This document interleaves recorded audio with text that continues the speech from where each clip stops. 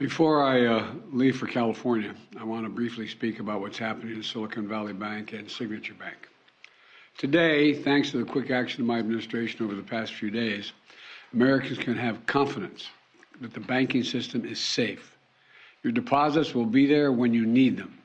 Small businesses across the country, the deposit accounts at these banks can breathe easier knowing they'll be able to pay their workers and pay their bills.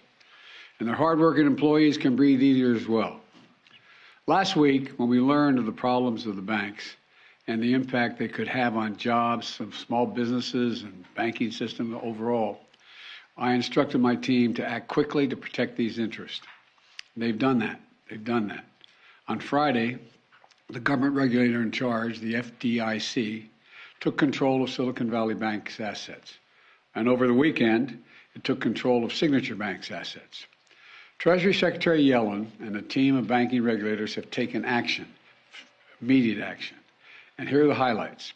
First, all customers who had deposits in these banks can rest assured they'll be protected and they'll have access to their money as of today.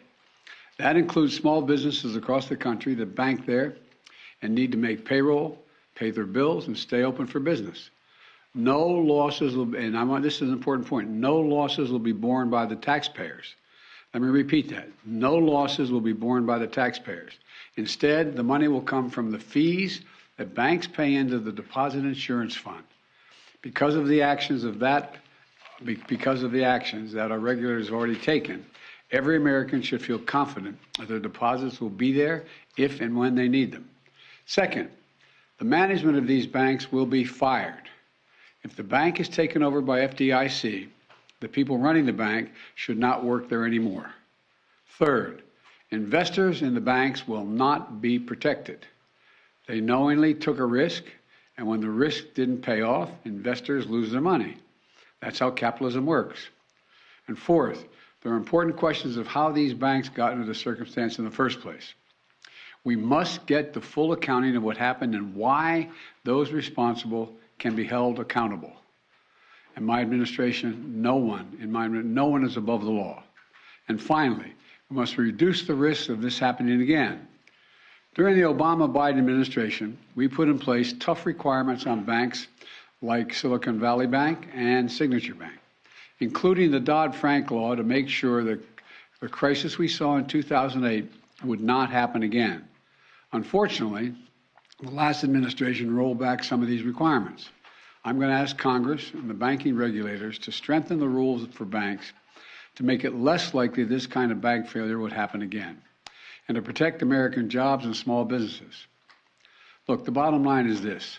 Americans can rest assured that our banking system is safe. Your deposits are safe. Let me also assure you we will not stop at this. We'll do whatever is needed. On top of all of it, let's also take a look at a moment to put the situation in a broader context. We've made strong economic progress in the past 2 years. We've created more than 12 million new jobs, more jobs in 2 years than any president has ever created in a single 4-year term. Unemployment is below 4% for 14 straight months. Take-home pay for workers is going up, especially for lower and middle-income workers. And we've seen record numbers of people apply to start new businesses, more than 10 million of them, more than 10 million applications over the last 2 years starting businesses. Now we need to keep this progress going. That's what swift action that my administration over the past few years is all about.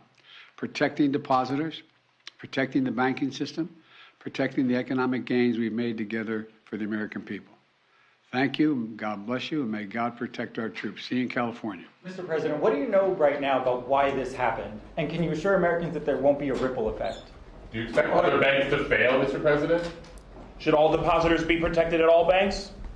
All right, thank you, everybody. In-town travel pool.